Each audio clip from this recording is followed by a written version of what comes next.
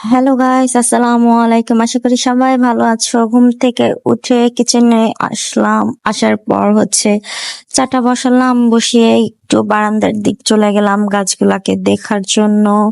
গাছগুলা না দেখলে মনে হয় না ভালো লাগে, সকাল হয়েছে এমন মনেই হয় না। তো এই তো রাস্তাঘাটে একটু ভিডিও করছিলাম বারান্দা থেকে দাঁড়িয়ে দাঁড়িয়ে।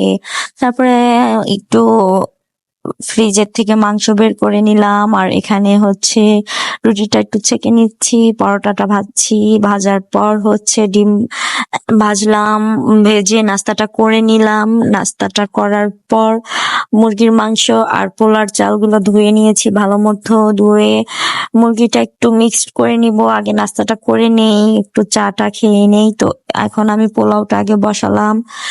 বসানোর পর আমি পেঁয়াজটা দিলাম, তেলটা দিলাম, দিয়ে একটু হালকা লাল করছিলাম।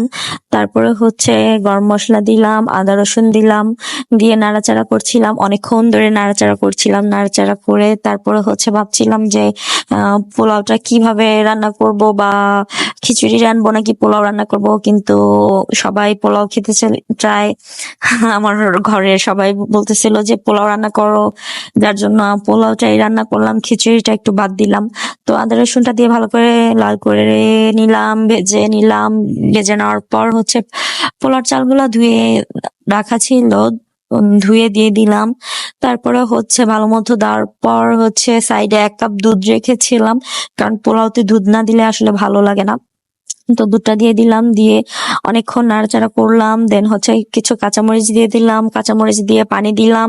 তারপরে একটু মুগ ডাল ভেজে নিয়েছিলাম, সেটা আগেই ছিল, একসাথে ধুয়ে দিয়ে দিয়েছি। একটু মুগ ডাল দিয়ে পোলাওটা রান্না করব।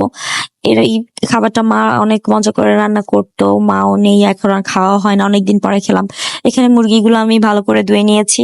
মুরগিগুলো ধোয়ার পর মশলা মিক্স করে নিলাম। ফার্স্টে ভেবেছিলাম যে শুধু মুরগিটা ভুনা করব বা রোস্টের মতো করব, কিন্তু রোহানি বলছিল আম্মু একটু আলুও দাও। তো আলুটাও সাথে একটু ভেজে নিলাম মশলার সাথে মিক্সড করে।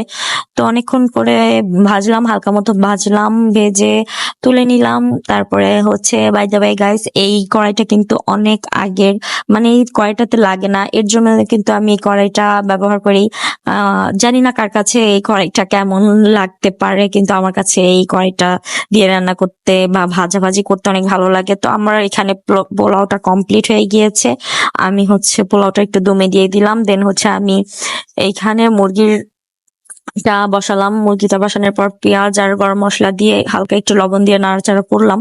করার পর সাইডে আমি কিছু মশলা বের করে রেখেছি। যেমন এখানে ছিল রোস্টের মশলা, মরিচের মশলা, মরিচের গুঁড়ো, তারপর ধনিয়ার গুঁড়ো, আর এখানে পেঁয়াজ আর কাঁচা মরিচ ব্লেন্ড করে নিয়েছি। জায়ফল, জয়িত্রী আর বাদাম বাটা ছিল এখানে। এইগুলা দিয়ে যদি মুরগিটা রান্না করি অনেক টেস্ট হয়, যেটা সত্যি কথা। তো ভেজে নেওয়ার পর আমি আসলে মুরগিটা দিয়ে দিলাম। মশলাগুলা দেওয়ার পরে সবগুলা 2 চামচ করে দিয়েছি, কারণ 8 পিস মুরগি ছিল আমার। তো যাই হোক গাইস, খুবই মজাদার হয়েছে রান্নাটা আমার। ইভেন খাওয়া শেষ হয়ে গিয়েছে। পোলাওটাও দেখতে খুবই সুন্দর হয়েছে।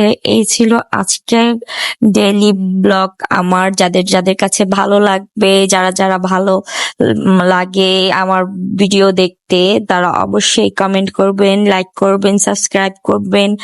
লাইক কমেন্ট দিয়ে পাশে থাকবেন অবশ্যই। আপনাদের একটা লাইকই আমার জন্য অনেক অনেক কিছু। সবাই ভালো থাকবেন। আল্লাহ হাফেজ।